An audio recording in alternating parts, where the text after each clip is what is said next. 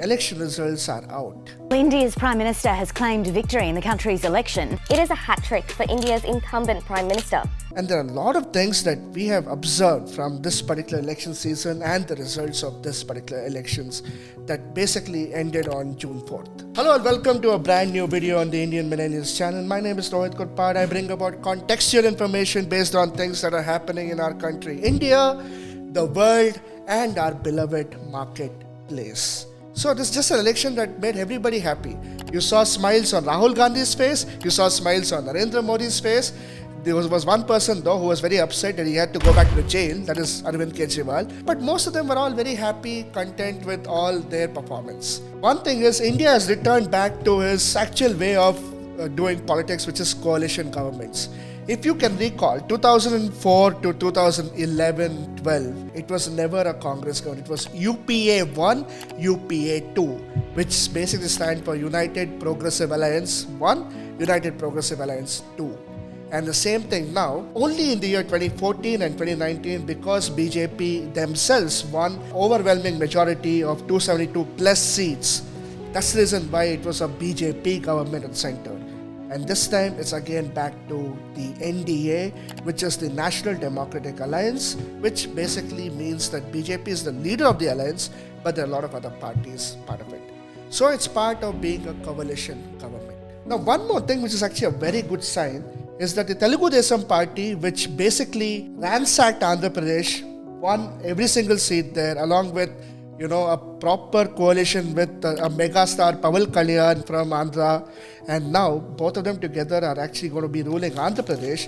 They've also got some sort of power in the central government as well. That means there'll be a huge boom happening in Andhra Pradesh. Maybe Amravati might get its own international airport because Amravati was the designated capital of the state of Andhra Pradesh. For the last 5 years, people are always confused what the capital of Andhra Pradesh was. Because people said it was Hyderabad, some people said it was Visakhapatnam, some people in the previous government used to say they will have 3 capitals. There was a lot of confusion. I think all those confusions will be laid to rest now, and Andhra Pradesh will soon again see some boom happening. Because believe it or not, as a capitalist, I know for a fact that Chandrababu Naidu is a massive capitalist. He is the guy responsible for what Hyderabad is today. He is the guy that got Microsofts and the Googles of all the big companies to Hyderabad today. And looking at him, people in Bangalore competed with him, and that's how Bangalore and Hyderabad have always had this sort of a rivalry of who the IT capital of India is. And let's face it, such competition is absolutely the need of the hour for a country of our size, of our magnitude to grow further. And Chandrababu Naidu will definitely add value to this. Now, coming to some major voter-based observations that we made. Urban India predominantly voted for BJP. Whether it's Bengaluru, whether it is Hyderabad, whether it's even Delhi, major metropolises of India voted for BJP, barring Mumbai. Highest number of votes that went for Nota. Nota means none of the above. Highest number of votes that went to Nota was this time in the general elections, which basically means people are sick and tired of both the parties and just didn't want to vote for anybody. Abysmal voter turnout from urban India. Urban India never voted. The guys who have access to all the technology, all the money, who have everything, who also have a voice on social media, they were the ones who actually stayed back at home, just watched Netflix or went on holidays outside India or within India, and they didn't go out and cast their vote. And these are the same people who have the gall to complain saying, ye nahi ho raha hai, wo nahi ho raha hai, hamara desh aage nahi chal raha hai, blah blah blah.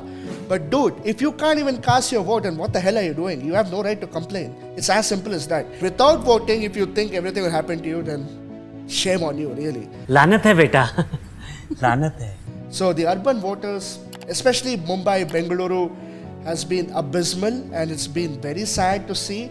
And I know a lot of people who are of my age group who just say that I'm not into politics, I'm apolitical, but they are the same people who also complain about a lot of things that happen in our country. So that's also a big, big problem. Ayodhya, the bastion where the Ram temple returned, the Ram Mandir was constructed, cultural renaissance of Bharat, the country of India, everything happened just early this year. And the seat was lost by BJP. A guy who is basically a convicted terrorist because of Khalistani movement is now an MP in the Indian Parliament. A guy who is an IPS officer, who is an IIM graduate, who did a lot of work in Tamil Nadu, he lost the elections in Tamil Nadu. A lot of people who we assumed they would win have lost, including people like Smriti Irani, and a lot of people who we assumed would definitely lose have won. Kudos to the Congress party though. Their comeback was amazing. Looking at Rahul Gandhi win at Wayanad as well as Rai Bareli, which is basically the Congress hot seats, is a great sight to watch, to see how people have reacted. Uttar Pradesh, which was a state where everyone felt that BJP has built a wall around Uttar Pradesh. Nobody can enter Uttar Pradesh. Not Congress, not Samajwadi Party, no other party. Look what happened to that state. Samajwadi Party ended up winning, and Uttar Pradesh is the main reason why BJP seats came down and they are not in the absolute majority. Orissa, a state where BJP never managed to win all these years, today has formed the state government there by winning almost every seat there. Arunachal Pradesh, BJP. All the state elections that happened, BJP and the NDA alliance have won. Again, coming back to all the ministries that have been given out to all the political parties and all the leaders, the top 5 have not changed. Jai Shankar sir still remains our external affairs minister because let's face it, he was doing a fantastic job. Nitin Gadkari ji, who basically changed the outlook of India's expressways, is still a minister. From Amit Shah being the home minister, and of course, Prime Minister Modi continuing to remain the Prime Minister. Thanks to being a YouTube creator, I have noticed one thing though, in terms of numbers, reach and everything, the channels that were anti-government did much better than the channels that were pro-government. The channels that were anti-government or anti-BJP did so well that they were able to make sure that their narratives went right and everything they did. I do not agree with everything that they say personally, and I do agree with some of the things that they say, but at the same time, nonetheless, they did a fantastic job. The pro-government channels though, they severely lagged behind because there was a sense of overconfidence, there was a sense of too much of trolling that was happening. This entire election seemed like it was basically Rahul Gandhi saying something from a policy point of view and Narendra Modi just countering that policy point of view. And all the pro-government BJP YouTubers were acting a little overconfident, were a little bit more biased, were a little more trolling towards the other leaders, and that was the problem. So both the YouTube ecosystems of whether you're pro or anti-government, I think the narratives worked with the anti-government part this time because they got more reach. And everyone wanted a change. And in history of entire election, very few people get to the third term. And it's as simple as that. And if Prime Minister Modi has still managed to get a third term, kudos to him, respect to him. That shows what kind of a dynamic leader he is as a Prime Minister. But at the same time, anti-incumbency also reeks in every democracy. Even if somebody becomes a boss in your company, after 4 years, you want him to leave. You want somebody else to take over. Or you would want to take over that position yourself. It is part of life, and this is what has happened with this government as well. Now, let's hope that with all the checks and balances in place, with the left and the right equally at it together, let's hope that the well-oiled machine of left wing comes to the right wing as well.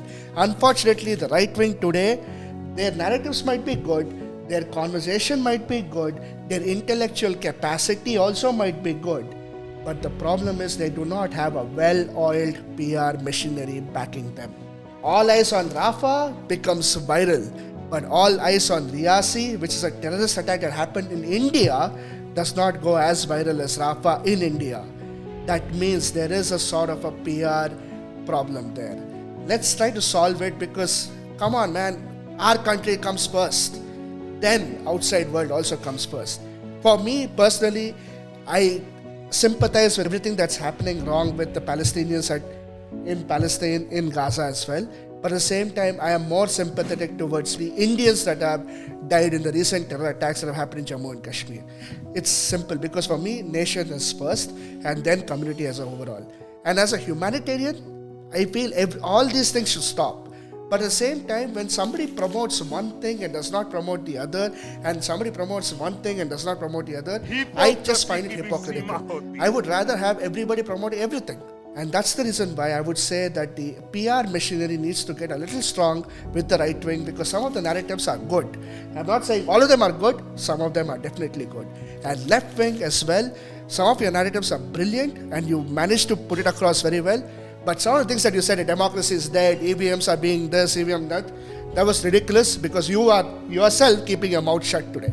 Because you know that if you speak now, it doesn't make sense for you. Like I said, the YouTube ecosystem did win. YouTube made a lot of money, YouTubers made a lot of money, election results also are out. And I'm sure going forward in all the elections, digital media, whether it's social or YouTube or any other streaming platform that comes up, these are going to be the main tools through which politicians are going to address an entire gathering. But at the same time, keep in mind, politicians do not win elections only through social media or only through digital. Politicians win by actually doing effort on a ground level. And that also reality has struck to a lot of people in our country. Kudos to all the MPs that have won the elections. Kudos to all of them. Tough luck to many of them who lost this time's elections. My heart goes out because I was really rooting for Mr. Annamalai to win, but he lost. And I was also rooting for Mr. Shashi Tharoor to win, and he won. So I'm grateful for both sides, and I heartily congratulate everyone in this particular election season. I hope you enjoyed the entire coverage of the elections on mainstream and digital media, because let's face it, there'll be a die down of political content now. And after 5 years, you will see the resurgence of this again, because it's all a cycle, it's all a trend. And until next time, we will also come back to the trend, and hopefully with a lot more numbers from our end as well. So stay tuned and watch more videos on the Indian Millennials channel. We don't just cover politics like many of the others, we cover a lot more other things. Check out our entire playlist, and I hope you will come back to us for the next of our videos. Until next time, take care, Jai Hind, and